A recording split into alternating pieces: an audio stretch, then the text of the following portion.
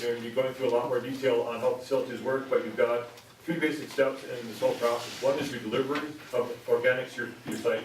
The second part is your vessels or your anaerobic digesters, and your third part, you may have combustion sources on site or not. If your facility only consists of the delivery and conveying of organics and the actual vessels, the emissions from those sources are very minimal.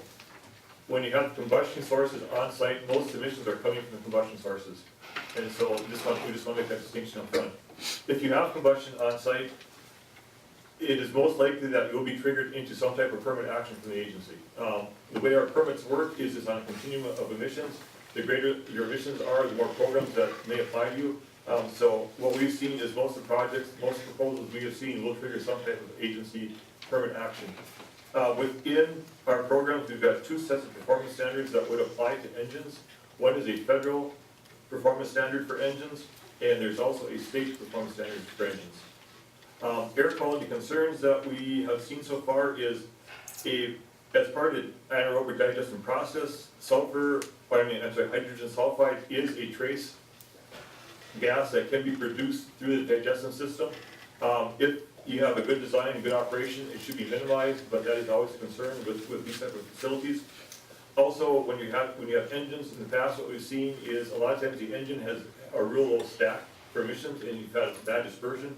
And so you've had some nitrogen oxide issues. As long as the stacks are high, you've got good dispersion, that shouldn't be an issue, but that has been an issue.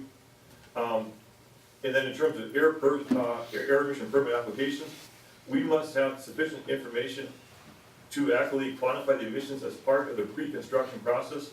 One of the issues that we're having right now with all new technologies is sometimes there's a limited amount of emission factor information out there, and so we're kind of in catch-22 where we want you to quantify the project up front before we issue the permit, but there might be limited information on what the actual emissions will be coming out of the facility. So for next steps. Yeah, so just in closing, a couple of things that we wanted to note. The agency is committed to working with facility proposals to ensure that environmental considerations are addressed, particularly with respect to the siting, the operating practices, and the facility design. So we have worked with a number of facilities to help get them permitted. We understand the importance of making the permitting process as simple as possible despite the complex nature of these projects. So we do bring in staff from different disciplines, the solid waste, water, air, to make that process as seamless as possible for project proposers.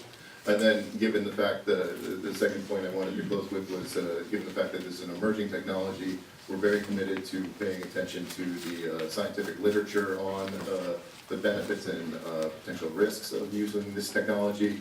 I know, for example, our colleagues at the Department of Environmental Quality in Oregon are currently conducting a life cycle analysis of the different biogas